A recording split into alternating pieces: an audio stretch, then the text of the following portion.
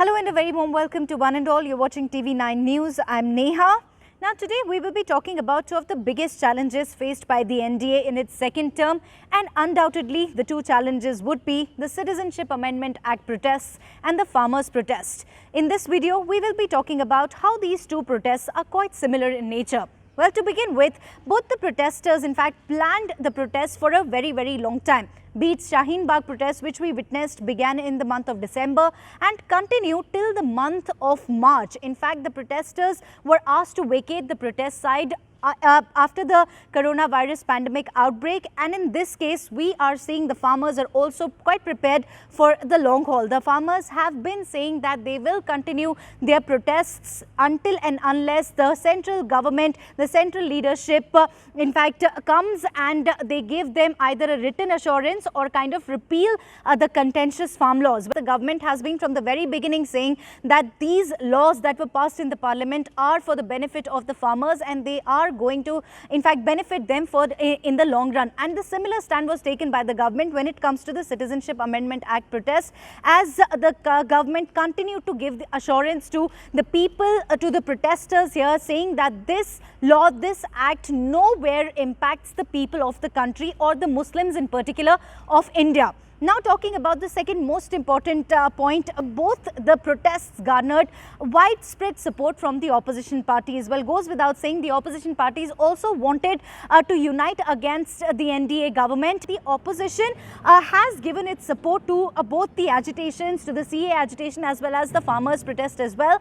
But the protesters refused to carry out their protests under any political banner, be it the Congress party or be it the farmers' laws. In fact, be it the farmers' protest. So the protesters, although welcomed the widespread support that they garnered from the opposition parties, but they said that this is their protest and they refuse to hold it under any political banner.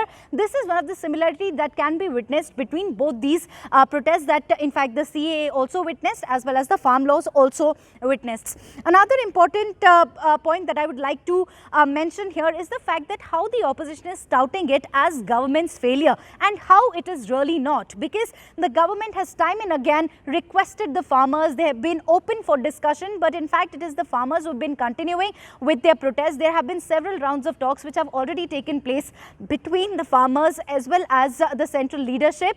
In fact, just to draw your attention towards this very important point is that tomorrow there is another important meeting that will be taking place between the central leadership as well as the farmers. But even though the meeting is slated to take place tomorrow, the farmers have decided to continue with their protests, to continue the protests for today. They've given a call for Bharat Bandh from 11 AM to 3 PM and they continued with the protest as scheduled. So here all eyes of course are on tomorrow's meeting, and we're hopeful that there will be certain breakthrough that one will get to witness.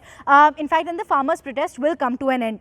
Another very important factor that needs to be discussed here is the misinformation surrounding it. So here we saw how in the case of CA as well, it was being said that citizenship of Muslims will be taken away, but Home Minister Amit Shah very successfully on several occasions was in fact able to allay the fears of the people, telling them that the citizenship will not be taken away from the Muslims and Muslims are very much part of the country. And in the same case, the farmers here in this case are having one of the biggest fears, that is of MSP, but that has already been put to rest. The central government has also decided to give them in written, they have agreed to give them in writing that MSP will not be taken away from them.